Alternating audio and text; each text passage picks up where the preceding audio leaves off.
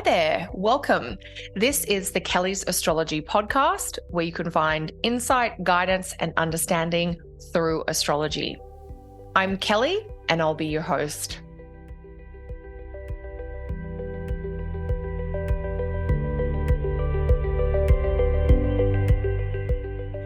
Hey there, everyone, and welcome back to another episode of the Kelly's Astrology podcast. This episode, I'm going to take a look at the astrology for the week starting January 27th. I'm kind of subtitling this episode A Lovely Day, which might give you a clue to the tone of this week's episode. So I'm going to talk about a series of really sweet astrological aspects that are forming on the last weekend in January. And I'm going to highlight why I like the look of January 28th in particular. And hopefully, as I do, you'll get some tips about how to make the most of this really lovely astrology that's coming through at the end of January. Before I dive into that, if you're wanting to understand your money through astrology, I hope you can join me on February 3 for a special webinar all about timing and money in your chart. In this webinar, I'll take you through some of the most important transits and progressions that can influence your personal cycles and experiences with money and wealth, what indicates highs and what can show lows. This is actually part 2 of a webinar series on money. In the first webinar, I talked about how to better understand money in your natal chart. If you missed that, you can catch the replay. To register for the whole money webinar series, pop over to kellysastrology.com and sign up today. So back to January 28, and let me tell you a little bit about why this particular day, this particular Sunday looks so nice, astrologically speaking. So on that day, on Sunday, the 28th of January, there are going to be 3 helpful aspects that form. We're going to have a supportive sextile, and we're also going to have 2 flowing trine aspects. So sextiles and trines are those aspects that are all about ease and smooth progress. When 2 planets make a sextile or a trine aspect, they connect with an undertone of sort of interest and curiosity. They have this desire to be connected, or they're happy to be linked together. These aspects are said to be the kind of easy flow aspects where planets that are in a sextile or a trine aspect are ready and willing to support each other or to help each other find a way forward. So at a very simple level, we've got these 3 nice aspects forming in the one day or the 1 24-hour period, and that in and of itself is a really nice omen. In general, you could think about connection, collaboration, the concept of like alliances, that idea of coming together with people where you have like a real genuine bond, or you have a strong shared interest to tie you together. So then when we go a little further, so we've got 1 sextile and 2 trine aspects. Maybe I should just give you a couple of technical details. The sextile aspect is the 60-degree aspect, and the trine aspect is the 120-degree aspect. And aspects have some technical components to them, but each aspect also has a quality of a particular planet infused in it. And the sextile aspect is the aspect that has the quality of Venus, and the trine aspect is the aspect that has the quality of Jupiter in it. Now, I will be teaching about aspects in my next online astrology course that is starting in late February. So if you don't know about aspects, or you don't know about these planetary undertones in each aspect, pop over to kellysastrology.com and sign up for the chart interpretation aspects course, where you'll get all the foundation info that you need to understand and work with aspects. So sextile aspects have a bit of a Venusian tone. Trine aspects have a little bit of a Jupiterian tone. And then when we actually look to see which planets are forming these aspects on the 28th of January, you'll actually see that those 2 benefic planets, Venus and Jupiter, are in the mix on Sunday, the 28th. And that is helpful, absolutely. Venus and Jupiter are planets that can show moderation, or things being in a nice balance, things being reasonable or manageable or enjoyable. They're both planets that are associated with life enhancing and affirming qualities. And that's actually part of what it means for Venus and Jupiter to be benefic, is that they're planets that encourage you to say yes, to go forward, to grow. And so that's part of where they get that's part of what they benefit from by being benefic planets. So they're supportive planets, they're affirming planets, they're enhancing planets. And so these two supportive planets, Venus and Jupiter, interacting via these helpful aspects, which have the undertone of Venus and Jupiter in them anyway, really does show affirmation, connection, and support as general themes for Sunday, the 28th of January. So it's always nice when you see a planet in an aspect, when the aspect it's making is its own aspect. So whenever you see Venus in a sextile aspect or Jupiter in a trine aspect, you just get that much more kind of helpful energy out of those particular aspects. Technically, they're really good, effective, positive types of aspects. I know we're getting a little bit technical here, but sometimes it's good to have that background about aspects and how they work. It's really the heart of astrology is aspect work. Continuing on this slightly technical side, those three aspects that are forming on the 28th, here's the exact aspects that are coming through. We're going to have Venus sextile Saturn, so Venus in Capricorn, sextile Saturn in Pisces. We're going to have Mercury trine Uranus, Mercury in Capricorn, trine Uranus in Taurus. And then we're going to have Venus trine Jupiter. Best of the best here. Venus in Capricorn, trine Jupiter in Taurus. So three beautiful aspects. A lot of sweetness, a lot of security, a lot of kind of real genuine heartfelt commitment, but also the excitement of discovery. So there's lots of great themes coming through with these three different aspects because they're all so different.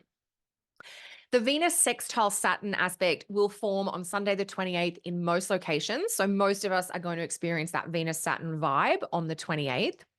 Whereas the Mercury trine Uranus aspect and the Venus trine Jupiter aspect, they will form on the 28th if you're in Canada, the US. And so actually, I've got to clarify here. Mercury trine Jupiter aspect, that's going to form on January the 28th if you're in Canada, the US, the UK, and Europe. Mercury Uranus will come through on Monday the 29th if you're in Australia. The Venus trine Jupiter aspect is Sunday the 28th if you're in Canada and the US. But if you're in some of those other parts of the world, the UK, Europe, or Australia, the Venus Jupiter aspect is coming through on Monday the 29th. So it's sort of the 28th or 29th, depending on where you are. We could say from early in the day on the 28th to about lunchtime on the 29th, we've got these positive aspects, these positive astrological energies in play. So now you know what's happening. Let's talk about some of those keywords, those meanings, what are the themes that are coming up with these particular aspects. So the first aspect was the Venus sextile Saturn. And this is such a beautiful aspect. Venus is in one of Saturn's home signs in Capricorn, and Saturn in Pisces is the sign where Venus is exalted. So Venus and Saturn are particularly attuned to each other and welcoming. And Venus and Saturn are both interested in things that are going to last. And so lasting connections, long-lasting enjoyment, enduring bonds are all part of this Venus sextile Saturn aspect. So it is a great day for making a commitment. It's a great day for stability and security in love and in all kinds of relationships, friendships, family, even work and professional associations. There's something very real and genuine, very kind of like a rock. You can always rely on it when Venus and Saturn come together. It might not always be the funnest, most romantic, kind of lighthearted combination, but it is an aspect about depth and longevity in connections. So if you're someone who's really been wanting to get some confirmation from a partner about where you're going or that you're going there together, at least, if you are wanting to deepen an existing connection. If you've got a friend that you want to get to know better, or that you really want to cement your friendship, or a romantic partner that you're wanting to make longer term plans with, you're wanting to really lock things in for the long term, this Venus Saturn aspect is so beautiful for that. It's about simplicity, but it's about togetherness. So Venus Saturn is not flashy, it's not lavish, it's not 5 star. It's just that really kind of gentle but solid loyalty and the kindness that comes from being there when it really counts. So there's togetherness, there's loyalty, there's showing up when it matters. And so that sort of quality connection with quality people, whether they're people that have been in your life for a long time or they're people that have been in your life for a short time, it's the depth and the realness that you can just be yourself. You know, when you just meet someone or you have a connection with someone and you just feel really safe with them, you're like, I know they have my back and you would always have theirs. That's the kind of connection this Venus Saturn aspect is referring to. So, deepening existing connections, whether it's a new connection or a long connection that's been in your life for a while, it's really about treasuring the special people and the special partnerships you have and making a bit of an effort to acknowledge how important that person is. So, that's the Venus trine, Venus sextile Saturn, just such a beautiful aspect about longevity in relationship. We want it to still feel good and be enjoyable, but we're really in it for the long haul here. So then we come to the second aspect, which is Mercury trine Uranus. Now, this aspect doesn't have Venus or Jupiter in it, but it is still that trine aspect. So there is a little bit of a Jupiter vibe in this trine aspect, like there is in any trine aspect. So Mercury trine Uranus is about invention, it's about ideas, it's about breakthroughs with technology. We often hear about challenging Mercury placements or configurations like Mercury retrograde, for instance. This is actually a really good constructive Mercury aspect. So if you need to update technology, like buy a new phone or other technical device, if you need to update your software, if you want to back up stuff, if you want to use an app or other piece of software to make your life more efficient or to free you up to give you more time, this is a great aspect for doing that. So that kind of invention and innovation is how can you use modern technology to really free up your time and energy so that you're not having to maybe do all the things you did in the past. You know, maybe there's something you can order online or you can use an app instead of doing something in a manual way. That Mercury trine Uranus aspect is very exciting and it's very curious. There's an openness to doing things differently. It's like an experimental energy, like you want to try something that you might have been resistant to or reluctant to explore in the past. It also helps to turbocharge or fast track progress. There is a real quick energy when Uranus is involved. It's not so much that it's impatient, it's just like there's a compression where a lot happens in a short space of time. And Mercury trine Uranus can help you do a lot in a short space of time. Your mind is going to be whirring much faster than normal. So there's going to be those light bulb moments and those lightning bolts of clarity and inspiration coming through. So you're going to have some of those aha moments where you figure things out or you come up with an unconventional solution to a long-running problem. Mercury trine Uranus is very much about out of the box thinking. So it's not about sticking with what you know or falling back on the way you've always done things. It is, let's try something new. Let's have a go and see what it does for us to turn this around and do this completely differently. So anything that is original or unfamiliar for you is actually going to really appeal under that Mercury trine Uranus aspect. It's very freeing from a conversational perspective where you might be open to saying things or talking about things that you've been a bit shy or a bit reserved to address in the past. So we're kind of getting a bit of a mental shakeup, a bit of a perspective shift with Mercury trine Uranus, and that can be very liberating. The final aspect on that Sunday, the 28th, is that beautiful Venus trine Jupiter aspect. Both benefic planets in reasonably decent condition, Venus in Capricorn, Jupiter in Taurus, connecting via a benefic aspect, the trine aspect. And so this is very much about affection. It's about togetherness. It's about that sort of warm, genuine feeling of really real, solid, romance, friendship, all of those kind of warm and fuzzy feelings we have with other people. It can be parent-child dynamics. It can be co-worker and collaborators. It might even be feeling a sense of connection and belonging in your wider community. Venus trine Jupiter is about closeness, and it's about enjoying sweet moments and meaningful adventures with special people. And it's also about expressing your affection, sort of sharing or showing the love. So some of us might be expressing gratitude because we so appreciate, what having this friend or this person or this family member or this coworker in our life has really done for us or meant for us. So that idea of, it's not so much, again, because Venus is in Capricorn and Jupiter's in Taurus. They're kind of simple, not lavish, but it is expressing that affection, whether it's a note card, whether it's something that's really meaningful or sentimental. The idea here is expressing that gratitude and that appreciation. Also expressing your affection. If you just want to say, like, I really treasure our friendship, or I so love how you've been supporting me, to a romantic partner. It is very much about the actions that express what it is that we feel.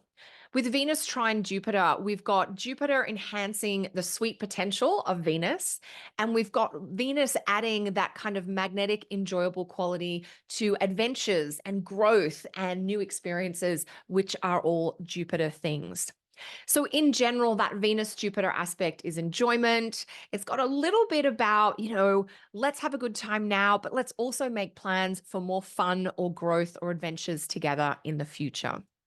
So I'm hoping now that I've taken you through some of the keywords and concepts of each of these aspects forming on the 28th or 29th, depending on where you are, that you've got a sense of just really how much of the warm and fuzzies this day can bring forward. Let me know in the comments below how this is showing up for you. And I hope that you do have a really lovely experience. It is not often that we see so many nice aspects happening all around the same time. There's a lot of variety. The Venus Saturn and the Venus Jupiter aspects do have probably more in common. The Mercury Uranus is a little bit different in its tone and topics, but it is still a really positive, kind of energizing, stimulating aspect. We can get things going. If something's been a bit stuck or stagnant, the 28th with these three links is going to help you get things moving again and moving in a direction that's really important to you or really meaningful. So a lot of variety with these kind of different, but still all helpful in their own ways, aspect themes. And that's really, how we're rounding out January from an astrological perspective. There is always more to share. And if you do want even more detailed insights about the week ahead astrology, pop over to my astrology guide membership. You can get so many more details about Uranus station direct and the Mercury Mars aspect and the Sun Jupiter, because there is other stuff going on in this last weekend in January. My website, kellysastrology.com, has all the details if you want even more astrology for this week. As I said, let me know in the comments below how you're personally experiencing these influences. Is it a gentle, small thing? Is it something more substantial? Is it clarifying a connection or a plan for the future? I'd love to hear how it shows up for you. Thanks so much for joining me for another episode. If you are enjoying the podcast, please like, follow, or subscribe wherever you're listening. I'll be back with more next week. Until then, take care.